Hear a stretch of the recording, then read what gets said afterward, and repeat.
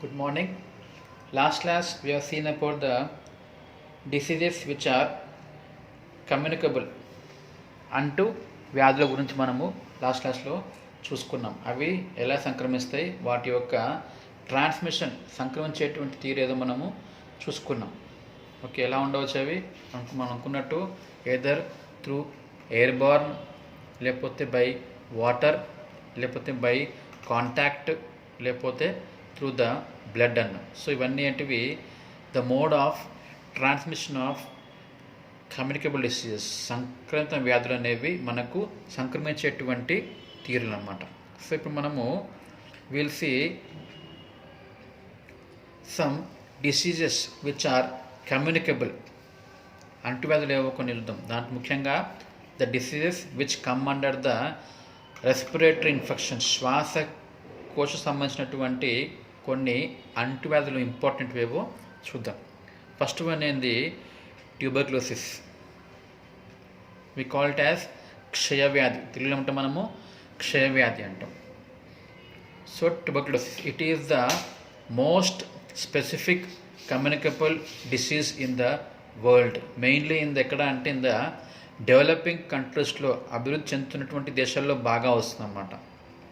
Specific infectious disease primarily affecting the lungs. So most commonly TB అంటే general మనం ఏమంటాం దగ్గు అనుకుంటాం. కాదది. టీబీ అనేది శరీరంలో ఎక్కడైనా ఎఫెక్ట్ కావచ్చు, కానీ most commonly it affects the లంగ్స్లో ఇది కామన్గా ఎఫెక్ట్ అవుతుంది.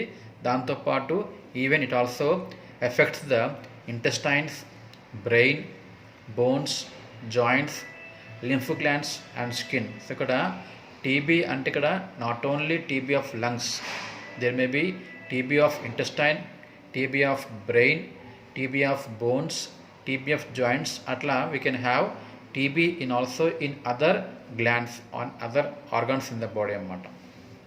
So what is the incubation period? So what is the meaning of incubation period అంటే ఏమిటి? పీరియడ్ అంటే ఒక పీరియడ్, ఒక దశ, time. So what is the meaning of incubation period తెలుసుకుందాం మనం. ఏదైనా ఒక వ్యాధికారక క్రిమి, ఇంగ్లీష్లో ఏమంటాము డిసీజ్ కాజింగ్ ఏజెంట్. క్రిమి అనేది మన శరీరంలోకి ఎంటర్ అయిన తర్వాత వెంటనే మనకు దాని తాలూకు సిమ్టమ్స్ కనిపించవు. లోనికి ఎంటర్ అయిన తర్వాత ఆ క్రిమి ఏం కావాలి, శరీరంలోకి ఎంటర్ అయినాక ఇట్ హ్యాస్ టు డెవలప్. అది డెవలప్ కావాలి. డెవలప్ అయి అభివృద్ధి చెందిన తర్వాత దాని యొక్క పరిపూర్ణటువంటి స్టేజ్కి వచ్చిన తర్వాతనే అదేం చేస్తుంది, దాని యొక్క విష పదార్థాలను మన బాడీలో రిలీజ్ చేస్తుంది. అప్పుడు మనకి ఏమవుతుంది, దాని తాలూకు సిమ్టమ్స్, లక్షణాలు అనేవి రావడం మొదలవుతుంది. అంతేగాని when the infection enters the body, లోనికి ఎంటర్ అయిన వెంటనే మనకు సిమ్టమ్స్ రావు. అలా రావడానికి కొంచెం టైం పడుతుంది అనమాట. ఓకే, సో వ్యాధికారక క్రిమిలోనికి ఎంటర్ అయిన తర్వాత అది పూర్తిగా డెవలప్ అయ్యి బలంగా చేకూరిన తర్వాత సిమ్టమ్స్ రప్పించే దానికి పట్టే ఆ టైం అయితే ఉంటుందో దాన్ని ఏమంటే మనము ఇంక్యుబేషన్ పీరియడ్ అంటాం. అంటే ఏంటది? The period, the time taken for the appearance of symptoms. Okay, ఇక్కడ ఏమవుతుంది, ఇక్కడ the entry of disease causing agent నుంచి మొదలుకొని the time taken to appearance of symptoms, క్రిమి ఎంటర్ అయిన తర్వాత మొదలుకొని లక్షణాలు కనిపించడానికి పట్టేటువంటి ఆ సమయాన్ని ఏమంటే మనము ఇంక్యుబేషన్ పీరియడ్ అంటాం. ఓకే, సో దానికి ఇక్కడ టీబీకి what is the incubation period అంటే ఫ్రమ్ వీక్స్, కొన్ని వారాలు పట్టచ్చు. కొంతమంది ఏమవుతుందంటే పేషెంట్ యొక్క ఇమ్యూనిటీని బట్టి, వాడికి ఉన్నటువంటి వ్యాధి నిరోధక శక్తిని బట్టి ఏమవుతుంది, వాడికి బలం ఎక్కువ ఉంది కాబట్టి ఆ క్రిమికి ఎక్కువ టైం పట్టచ్చు అనమాట. So depending upon the patient's immunity it may be from weeks, months to years అన్నమాట. Okay, this is the incubation period of TB. తర్వాత what are the predisposing factors అంటే ఏమిటిది? ప్రీ డిస్పోజింగ్ ఫ్యాక్టర్స్ అంటే ఏంది?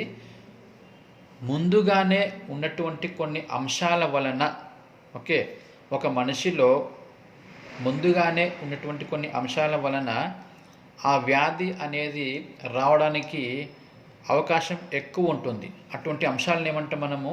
Pre disposing factors అంటాం. ఉదాహరణకి malaria అన్నాం. Malaria అనేది సాధారణంగా ఎటువంటి ఏరియాస్లో ఉంటుంది? మనకు ఎక్కడైతే ఎక్కువ నీరు నిల్వ ఉంటుందో అక్కడ, అంటే నా అర్థమైంది దోమలు ఎక్కువ ఎక్కడైతే ఉండడానికి ఆవాసం వీలవుతుందో అక్కడ మలేరియా ఉంటుంది అంటాం. సో ఎక్కువగా నీరు మనకి ఎక్కడ ఉంటుంది? కాలువలు ఎక్కువగా ఉంటే ఉంటుంది. సో ఎక్కడైతే ఏ ప్లేస్లో అయితే there are many places of water, నీటి వసతులు ఎక్కువగా ఉండి నిలువగా ఉన్నటువంటి నీరు ఎక్కువగా ఉంటే కనుక that is the predisposing factor for malaria. అట్లా ప్రతి వ్యాధి కూడా సంక్రమించడానికి కొన్ని అనువైనటువంటి అంశాలు ఉంటాయి. వాటిని ఏమంటాం మనము? Pre disposing factors. సో ఇప్పుడు ఈ టీబీకి what is the predisposing factor ఏముంటుంది? First one, overcrowded population, అధిక జనాభా, ఎక్కువ జనాలు కలిసి సాంద్రత ఎక్కువ ఉంటే టీబీ అనేది ఈజీగా వస్తుంది. నెక్స్ట్ వన్, మాల్ న్యూట్రిషన్ అన్నాం. మాల్ న్యూట్రిషన్ అంటే ఏంది? న్యూట్రిషన్ పోషణ, మాల్ లేకపోవుట, హీన పోషణ, సరిగ్గా పోషణ లేకపోతే ఏమంటాం మనము? Mall nutrition. పేషెంట్కి సరైన పోషణ లేకపోతే టీబీ అనేది ఈజీగా వచ్చే అవకాశం ఉంటుంది. నెక్స్ట్ వన్, పావర్టీ అంటాం. పావర్టీ అంటే ఏంది? పావర్టీ అంటే పేదరికం, సరైన ఆర్థిక వనరులు లేకపోవుట, దానివల్ల కూడా టీబీ వస్తుంది. ఇంకొకటి ఆల్కహాలిజం, ఎక్కువగా ఆల్కహాల్ తీసుకునే అలవాటు ఉందనుకుంది పేషెంట్కి, అటువంటి వారికి ఎక్కువగా వస్తుందో, తాగుబోతులు అంటాం కదా, సో ఆల్కహాల్ ఎక్కువగా అలవాటు ఉన్న వారికి టీబీ ఈజీగా వస్తుంది. నెక్స్ట్ వన్, డ్రగ్ అడిక్షన్ అన్నాం. మత్తు మందులకి బానిసైన వాళ్ళు ఉంటాం కదా, వాళ్ళని ఏమంటాం మనము? డ్రగ్ అడిక్షన్స్తో మత్తు మందులకి, డ్రగ్స్కి ఎవరైతే అడిక్ట్ అయి ఉన్నారో, బానిస అయిపోయి ఉన్నారో వారికి కూడా టీబీ ఈజీగా వస్తుంది. ఇంకెవరికి వస్తుంది? HIV infection. ఎవరికైతే ముందుగానే శరీరంలో హెచ్ఐవి ఇన్ఫెక్షన్, హెచ్ఐవి అంటే ఏంది? ఎయిడ్స్ అని కలిగించేటువంటి ఒక వైరస్, హ్యూమన్ ఇమ్యూనోడెఫిషియన్సీ వైరస్ అంటాం. ఫుల్ ఫామ్ ఏంది? Human immunodeficiency virus. సో ఆ వైరస్ ఇన్ఫెక్షన్ ఉన్నవాడికి ముందే ఉంటే కనుక ఇన్ఫెక్షన్ వాడికి ఈజీగా టీబీ వచ్చే అవకాశము ఉంటుంది. ఇవన్నీ ఏంటివి? Pre disposing factors. ఏవేవి? అధిక సాంద్రత ఉన్నటువంటి ప్లేసు, హీన పోషణ, పేదరికము, మద్యం అలవాటు ఉన్న వారికి, మందులు అలవాటు ఉన్న వారికి, దాంతోపాటు హెచ్ఐవి ఇన్ఫెక్షన్ ఉన్న వారికి ఈజీగా టీబీ వచ్చే అవకాశము ఉంటుంది. తర్వాత టీబీ రావడానికి కారణం ఎవరు? What is the causative organism? ఎవరి వల్ల టీబీ వస్తుంది? టీబీని కలిగించేటువంటి క్రిమి పేరు ఏం పేరు? It is a bacteria called as mycobacterium tuberculosis. Okay, this is the disease agent. వ్యాధినికి కలిగించేటువంటి ఏజెంట్ పేరు ఏం పేరు? Mycobacterium tuberculosis. Okay, so now what is the mode of transmission? TB అనేది పక్కవాడికి ఎలా సంక్రమిస్తుంది? What is the mode of transmission? సంక్రమించేటువంటి తీరేమిటి? మెయిన్లీ ఎలా ఉంటుంది? ఒకటి ఏంది? త్రూ ద డ్రాప్లెట్ ఇన్ఫెక్షన్ అంటాం. డ్రాప్లెట్స్ అంటే తుంపర్లు. when the patient is coughing, when the patient is sneezing, తుమ్మినప్పుడు, దగ్గినప్పుడు ముక్కులోంచి, నోట్లోంచి బయటికి వచ్చేటువంటి తుంపర్లను ఏమంటాం మనము? డ్రాప్లెట్స్. వాటి వల్ల ఇది ఇతరులకి సంక్రమిస్తుంది. కాబట్టి టీబీ ఉన్నవాడు దగ్గుతున్నప్పుడు ఏం చేయాలి? వాడు నోటికి ఏదైనా గుడ్డని అడ్డం పెట్టుకోవాలి. Not spread by fomites. What is fomites? Fomites అంటే పేషెంట్ వాడేటువంటి కొన్ని వస్తువులు, ఉదాహరణకి వాడే plates, spoons, towel, soap, brush, bedsheet, ఇవన్నీ ఏంటివి? ఫోమైట్స్. వాటి ద్వారా టీబీ అనేది సంక్రమించడం జరగదు. Okay, only through the droplets, నోటి నుంచి ముక్కు నుంచి వచ్చేటువంటి తుంపర్ల ద్వారానే ఈ వ్యాధి సంక్రమించేటి అవకాశం ఉంది. Now what are the symptoms of the TB? లక్షణాలు ఏముంటాయి? టైర్డ్నెస్ అంటాం, అలసిపోవుట. లాస్ ఆఫ్ అపటైట్, ఆకలి లేకపోవుట. లాస్ ఆఫ్ వెయిట్, బరువు తగ్గిపోవుట. అనీమియా, రక్తహీనత. ఇంకా evening rise in the temperature, పేషెంట్కి జ్వరం ఎప్పుడు సాయంత్రం పూట ఈవినింగ్ ఎక్కువ వస్తూ ఉంటుంది. స్వెట్టింగ్ ఎస్పెషల్లీ డ్యూరింగ్ స్లీప్, పడుకున్నప్పుడు ఏమవుతుంది, ఎక్కువ వాడికి స్వెట్టింగ్, చెమటలు బాగా పడుతుంటాయి. కఫ్ ఫర్ లాంగ్ టైం, దగ్గు అనేది ఎక్కువగా వస్తూ ఉంటుంది. సో మనకి ఇంకోసారి చూస్తే మనకి సింటమ్స్ ఏముంటాయంటే, ఒకటేమో లో గ్రేడ్ ఫీవర్ వస్తూ ఉంటుంది. ఎక్కువగా ఎప్పుడు వస్తుంది? సాయంత్రం పూట వస్తుంది. తర్వాత sweating in the night time ఎక్కువగా చెమట పడుతూ ఉంటుంది. తర్వాత కఫ్, దగ్గు ఎలా ఉంటుంది? పూర్లెంట్ స్ఫుటం, తెమడతో కూడి ఉంటుంది. ముఖ్యంగా దగ్గు ఎప్పుడు ఉంటుంది అంటే, ఖచ్చితంగా మైండ్ పెట్టుకోవాల్సిన విషయం ఏంటి అంటే, cough for more than 3 weeks. Okay, cough and fever for more than 3 weeks, 3 వారాల మించి గనక దగ్గు లేదా జ్వరము ఉంటే అది టీబీ కావచ్చు. ఇంకొకటి డిస్నియా అంటాం. డిస్నియా అంటే ఏంది? ఊపిరి కష్టంగా ఉండుట, దాన్ని ఏమంటాం మనము? డిస్నియా అంటాం. తర్వాత ఛాతిలో నొప్పి ఉంటుంది. లెథర్జీ అంటే వీక్నెస్ ఉంటుంది. నెక్స్ట్ అనరెక్సియా అంటాం. అనరెక్సియా అంటే ఏంది? ఆకలి లేకపోవుట. పేషెంట్ హ్యాస్ నో ఆకలి, no appetite. So since there is no appetite, ఆకలి లేకపోవడం వల్ల, తినకపోవడం వల్ల ఏమవుతుంది? పేషెంట్కి వెయిట్ తగ్గిపోతుంది. There is a weight loss. తర్వాత ఇంకేం కావచ్చు? హిమోప్టసిస్ అంటాం. హిమోప్టసిస్ అంటే ఏంది? పేషెంట్ దగ్గినప్పుడు వచ్చేటువంటి స్ఫూటం ఉంది కదా, తెమడ, దాంట్లో కనుక హీమో అంటే ఏంది? హిమోగ్లోబిన్ అనుకోండి. హీమో అంటే ఇక్కడ అర్థమైంది బ్లడ్. సో పేషెంట్ యొక్క తెమడ లోపల బ్లడ్ కనుక ఉంటే ఏమంటే మనము హిమోప్టసిస్. ఓకే, దగ్గినప్పుడు రక్తంతో కూడినటువంటి తెమడ వస్తే దట్ ఈస్ కాల్డ్ యాజ్ హిమోప్టసిస్. ఇవన్నీ సిమ్టమ్స్ ఆఫ్ టీబీ అన్నమాట.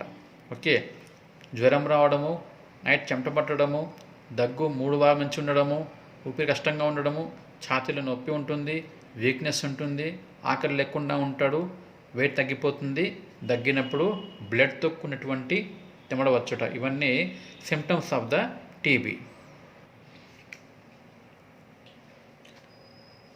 Next will see the investigations. అంటే ఏంది? ఇన్వెస్టిగేషన్ అంటే పరీక్ష చేయడం.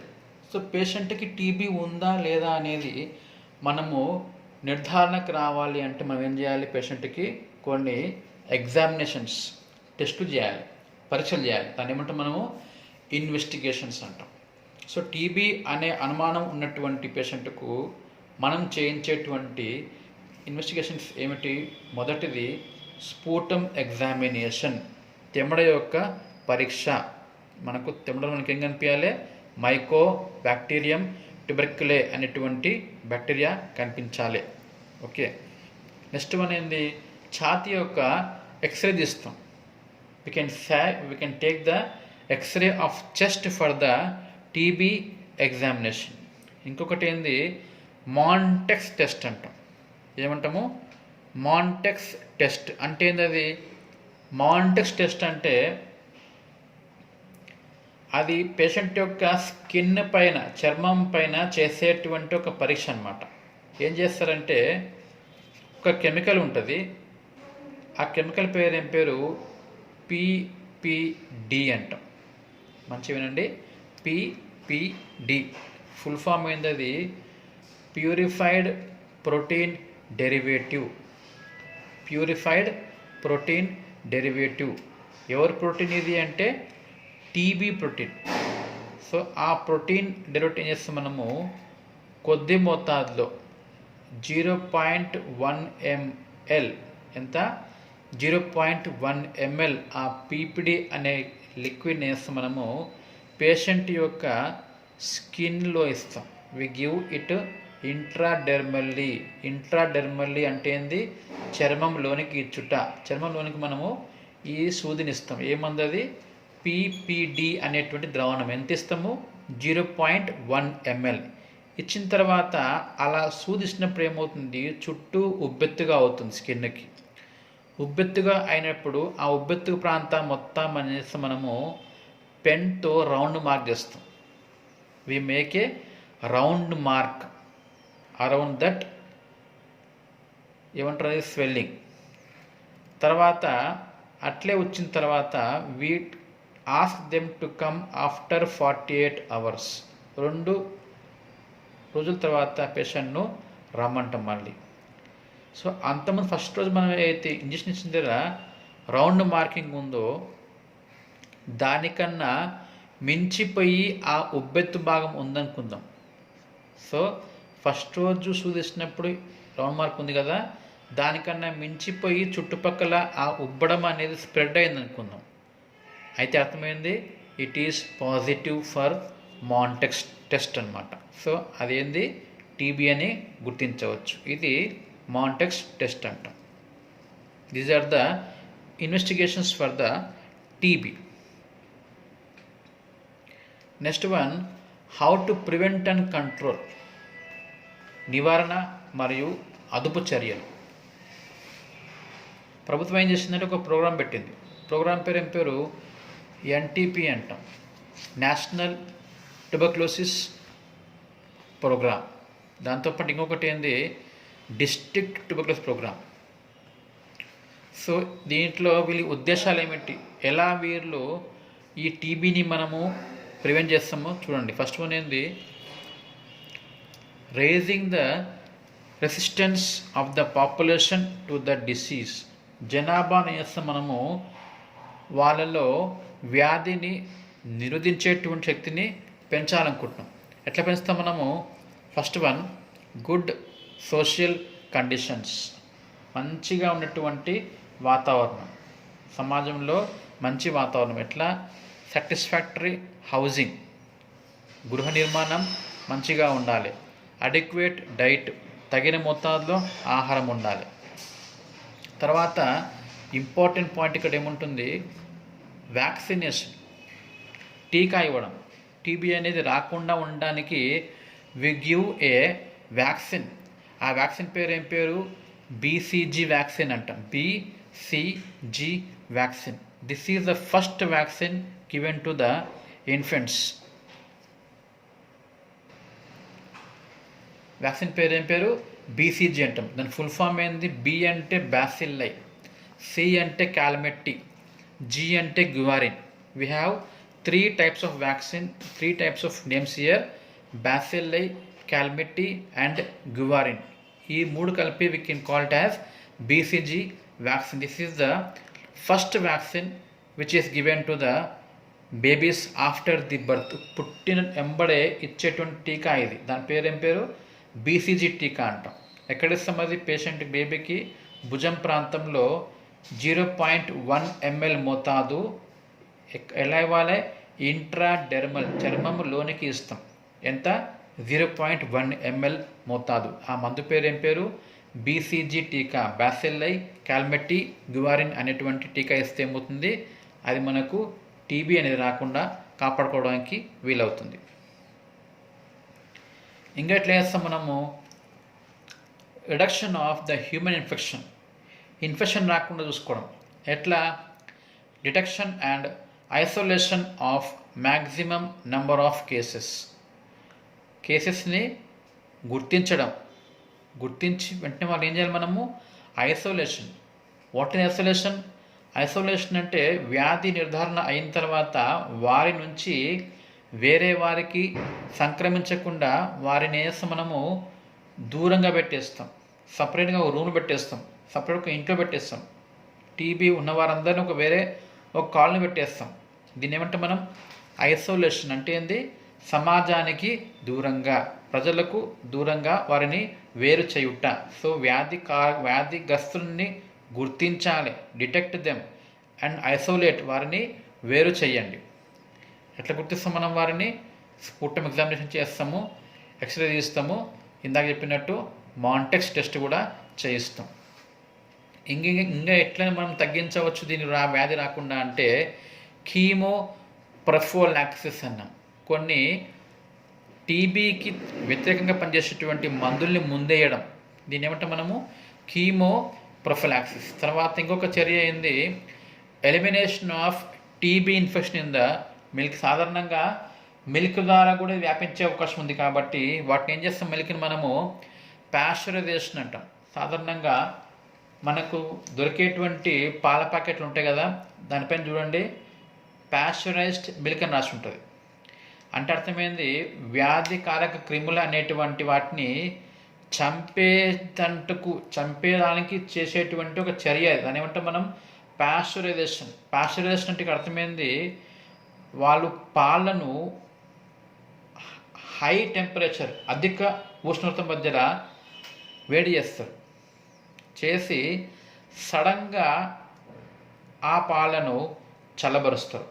ఓకే, ఏం చేస్తారు వాళ్ళు, the milk is subjected to ultra high temperature. ఎక్కువ టెంపరేచర్కి వేడి చేసి suddenly they are made cold. వాటి సడన్గా మనము చల్లబరుస్తాం. దానివల్ల ఏమవుతుంది, బ్యాక్టీరియా చనిపోతుంది. దీన్ని ప్రక్రియ ఏమంటాం మనము ప్యాస్చరైజేషన్ అంటాం.